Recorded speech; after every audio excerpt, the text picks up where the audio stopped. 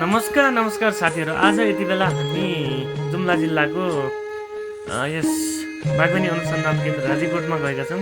हामी त्यहाँ गएर फोटो खिच्ने क्रम एकदम जारी छ र हामीले आफ्नो मनोरम दृश्यसँग हेर्नुहोस्, बागवानी अनुसन्धान केन्द्रको यो जग्गा हो।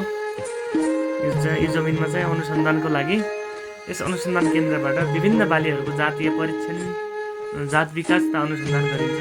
सो क्रममा हामी पनि हाम्रो कृषि विकास कार्यालयका हाम्रा लेखा सर हुनुहुन्छ, लेखा सर लगायत हाम्रो विशाल भाइ, त्यसै गरी पहाडी सर लगायत हेर्नुहोस्, यहाँको बाटो कस्तो छ होइन, एकदम बाटो पनि एकदम राम्रो छ। अहिले त्यो मेरुन्जेलसम्म फोटो खिच्यौँ, तै पनि अझै नभएर सेल्फी खिचेका छौँ होइन। एकदम हेर्नुहोस्, सेल्फी पनि हामीले चाहिँ एकदम राम्रो लाग्यो हामीलाई होइन।